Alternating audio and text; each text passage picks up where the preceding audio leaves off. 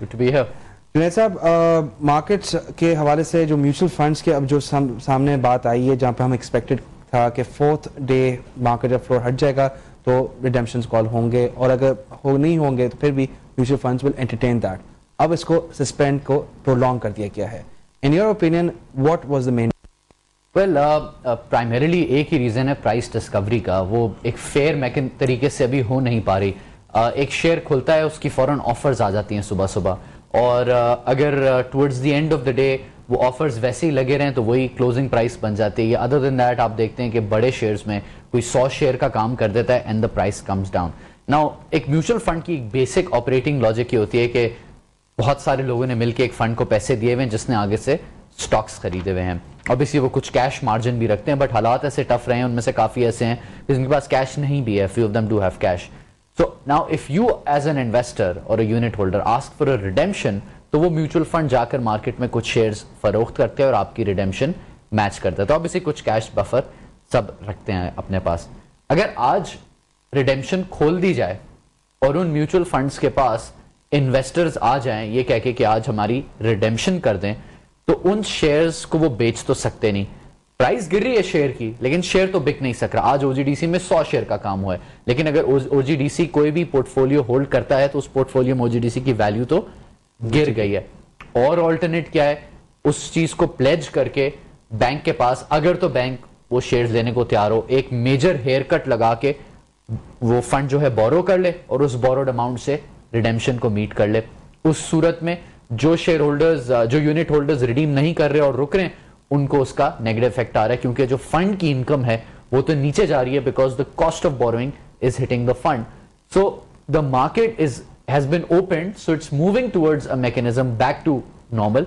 It will take a couple of days for it to go back to normal, जहां पर अगर price बढ़ रही है तो वो शेयर्स की बाइंग से बढ़ रही है, और प्राइस गिर रही है तो उसमें एक कंसिडरेबल ट्रेडिंग हो रही है जिसके बाद वो प्राइस गिर रही है, ताकि गिरती हुई मार्केट में सेलिंग की अगर जरूरत पड़े तो फंड उसको सेल कर भी सके. बदन इसके साथ अब आपका क्या एक्सपेक्टेशन है कि अब ये सस्पेंशन कब तक खत्म हो जाएगी? जो मार्केट पार्टिसिपेंट्स का कहना है हफ्ता या 1.5 हफ्ता भी लग सकता है. देखिए, 4 कंपनियां उन्होंने सस्पेंशन हटा दिया है एज पर ओरिजिनल स्केड्यूल, जिसमें केएसबी है, जिसमें KSB stock and KSB balanced fund है, एमसीबी एसेट मैनेजमेंट का MCB dynamic stock fund and dynamic allocation fund है, एचबीएल का एचपीएल स्टॉक फंड और एचपीएल मल्टी एसेट फंड, और आईजीआई का आईजीआई स्टॉक फंड. तो इन्होंने, इनके पास या तो कैश होगा, or I mean that's the primary reason that they do have cash, so they did not take that route. But then with that, अब जो म्यूचुअल फंड्स नहीं कर रहे हैं और उसका जो एक नेगेटिव सेंटिमेंट राइज हो रहा है, खासतौर उन इन्वेस्टर्स के लिए जो समझते थे कि mutual fund was a safe bet for them,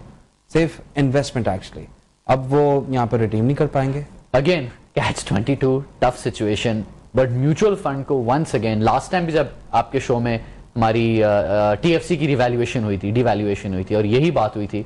I mean for the long term benefit of the investors ये करना पड़ रहा है इनको.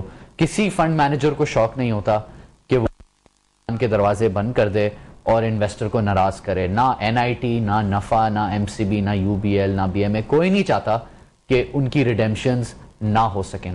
पर जब वो एग्जिट मैकेनिज्म ही मार्केट में भी अवेलेबल नहीं है तो आपको उसका ऑल्टरनेट है कि आप बोरो करें या कोई और मैकेनिज्म से दें, which will significantly hurt the investors which are staying back.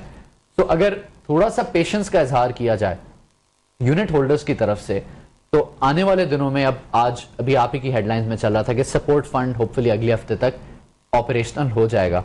अगर अगले हफ्ते तक, मिड ऑफ नेक्स्ट वीक भी होता है, and we still have 3-4 trading days, and if in those trading days every day we do see 5% locks, the market would have come down 20% from where it was today. And at that level, if support funds se buying starts happening, maybe more buying will happen, and at least the volumes will generate, a fair mechanism will exist. Well, let's hope for the best on that part. But अगर जब ये suspension जब हटा देते हैं तो आप कितना एक्सपेक्ट कर रहे हैं कि रिडेम्पशन कितना होगा? कोई वैल्यू आपके पास आप सोच सकते हैं कि हो सकता है? इक्विटी फंड्स में तकरीबन 55-56 अरब रुपए एनआईटी के हैं, उसके बाद तकरीबन 6-8-9 अरब रुपए तकरीबन बाकी फंड्स के हैं. रफली आप लगा लें कुछ 65 बिलियन की ओवरऑल इंडस्ट्री साइज आप एस्टिमेट कर लें. उसको ऑब्वियसली फ्रेश नंबर्स अब रिलीज होंगे, दिसंबर एंड के नंबर्स अब मिड जैन में रिलीज होंगे, बट नवंबर एंड के नंबर्स जो हैं वो भी कल परसों तक फाइनल हो जाएंगे. So now not everybody redeems in a loss. Now there are a lot of provident funds, pension fund जिन्होंने ये खरीदे हुए हैं और उन्होंने लंबे अरसे के लिए खरीदे हुए, मतलब जब उनमें से बहुत सारे ऐसे मेंबर होते हैं जो रिटायरमेंट से अभी भी 10 साल दूर हैं, तो या छोड़ के जा रहे हैं, तो बात और है। तो इस तरह के जो फंड्स होते हैं, प्रोविडेंट फंड्स, पेंशन फंड्स, ये लोग लॉस बुक नहीं करना चाहते और वो अपनी किताब पे एज इट इज उसको मार्क कर लेते हैं, लेकिन एक्चुअल लॉस बुक नहीं करते, वो उसमें पड़े रहना देते हैं। तो ये एक्सपेक्ट करना कि पूरे 60-70 अरब रुपए जो है इसकी फॉरेन रिडेम्पशन की लाइनें लग जाएंगी, मेरा नहीं ख्याल ये होगा। Because people will start thinking कि अगर ओजीडीसी जैसे शेयर्स या पीपीएल जैसे शेयर्स या नेशनल बैंक जैसे शेयर्स जो इन पोर्टफोलियोज में म्यूचुअल फंड्स के पड़े में वो गिरकर इन लेवल पर आ गए हैं, क्या ये इससे नीचे गिरेंगे? पहले इसकी वजह से और भी बात करते हैं जुनैद साहब, अब हमें ब्रेक की तरफ जाना है, ब्रेक के बाद वापस आएंगे। तो जैसे क्योंकि 3 साल में मार्केट उसी रेट्स पर आ गई। आई मीन 3 साल पहले एज एन आप अगर 2005 की बात करें तो उसका हाई जो था वो 10,300 कुछ का था, लेकिन उस साल का लो या एवरेज जो था लेट्स से 7-8 हज़ार पॉइंट्स पे किसी ने एवरेज बाइंग की है उस वक्त के लेवल पर। The index has gone up and has come back pretty much to that same level. तो लेट्स अज्यूम कि 3 साल पहले जिस लेवल पर किसी ने यूनिट खरीदा था, आज उस यूनिट की वैल्यू वही हो गई है। लेट्स से वो एनआईटी यूनिट है, लेकिन 3 साल में उसको 15-16 रुपए का, 14-15 रुपए का डिविडेंड मिल चुका है। इस साल लेट्स से 6 रुपए मिला था, पिछले साल 5, उससे पहले 4। तो वो dividend has made a big difference because even if your net price that you are getting in your hand after redeeming today is still the same, you have made some money in dividends and bonuses. So that is some silver lining there. अगर तो कोई 3 साल से invested है और using the dividend, including the dividend, उसका return अभी भी थोड़ा सा notch up है, तो यहां से आपको देखना है if you take a make less of an impact on you because it's a long term view, because वहाँ volatility गायब हो जाती है। अब जो uncertainty जो create हो गई है, जो सामने जो panic, जो uncertainty जो create हो रही है, because उसकी वजह से panic भी आ रहा है, एक सबसे बड़ा reason तो आप देख रहे हैं CFS का है।